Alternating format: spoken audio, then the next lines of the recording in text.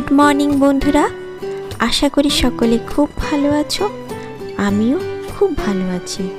আবার একটা নতুন ব্লগ নিয়ে তোমাদের কাছে চলে এলাম। সকাল সকাল আমার সব কাজ সারা হয়ে গেছে।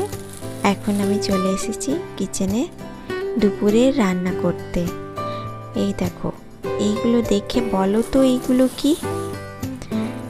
এইগুলো হচ্ছে আমরা বাঁকুড়ার ভাষায় বলি খসলা। তোমাদের ওখানে এই খসলা পাওয়া যায় কিনা যে জানাবে।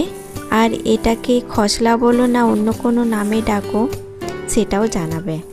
আমরা এটাকে খসলা বলি। আর এটা দুর্গাপুরে তো সেরকম পাওয়া যায় না। বাঁকুড়া গিয়েছিল আমার হাজব্যান্ড, ওখান থেকে নিয়ে এসেছে।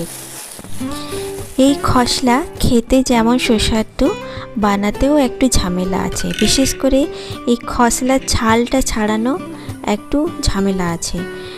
আমি এটা সহজ করার জন্য মিক্সার গ্রাইন্ডারে দিয়ে দিই।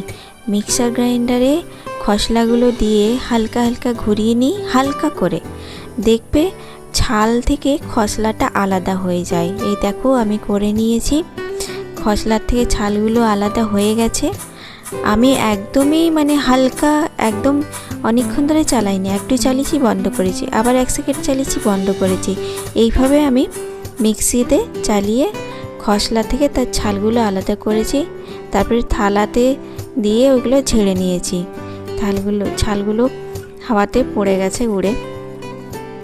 এই দেখো এখন প্রায় সব ছালই ছেড়ে গেছে খসলার। এরপরে এগুলোকে ভালো করে ধুতে হবে।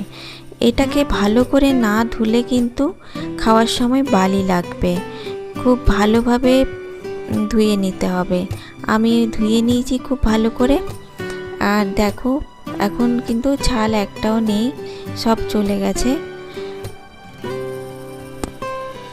এরপর আমি খসলাগুলো আবার দিয়ে দেবো মিক্সির জারে।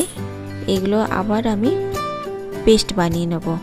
একটা লঙ্কা দিয়ে দিলাম আর নুন দিয়ে দিলাম। পেস্টও বানিয়ে নিয়েছি মিক্সিতে ঘুরিয়ে অল্প জল দিয়ে। আর এখন আমি বড়াগুলো ভেজে নিচ্ছি। এই খসলার বড়া খেতে অতি সুস্বাদু হয়। আমার তো ভীষণই প্রিয়। আমার যদি গরম একতলা ভাত আর এই খসলা বড়া সাথে থাকে, আমি শুধুই ভাত খেয়ে নেব, আমার আর কিচ্ছু লাগবে না। আমি এই খসলা বড়া দিয়ে আজকে ভাত খাবো। তরকারি আমি সেরকম আর অন্য খাবো না। আর ওদের জন্য বানাচ্ছি ভেন্ডির তরকারি। ভেন্ডিতে আলুতে একটা তরকারি বানাচ্ছি। তো প্রথমে আমি আলুগুলো ভেজে নিচ্ছি। আলুটা ভাজার পর ভেন্ডিগুলো ভেজে নেব। এইভাবে ভেজে পরে আজকে আমি তরকারিটা করব। তো তোমাদেরকে আমি ডিটেলস দেখাচ্ছি না, অল্প দেখিয়ে দিচ্ছি। ভেন্ডির তরকারি তো তোমরা সবাই বানাও যে যার মতো করে। তো আমি আজকে ভেজে ভেজেই বানাবো। আর আদা রসুন পেঁয়াজ দিয়ে মশলা বানিয়ে কষে কষে তারপরে ভেন্ডির তরকারিটা করব।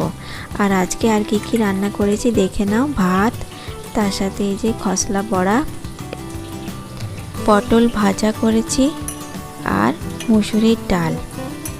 এটাই আজকে আমাদের দুপুরের লাঞ্চ। আর সাথে থাকবে পাকা মিষ্টি আম।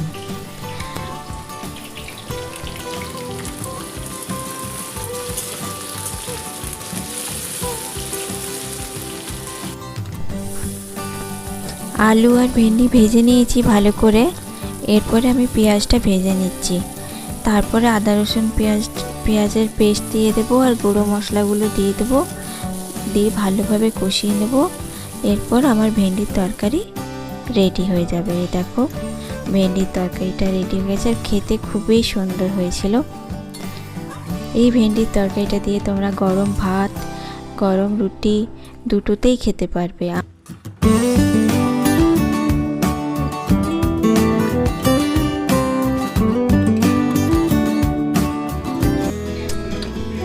বিকেলবেলায় চলে গিয়েছিলাম এক দাদার বাড়ি। ওনার সাথে আমাদের বেশি দিনের পরিচয় হয়নি, মাত্র 3 মাস আগেই পরিচয় হয়েছিল। আমরা একসাথে কাশ্মীর বেড়াতে গিয়েছিলাম, সেখানেই আলাপ হয়, পরিচয় হয়।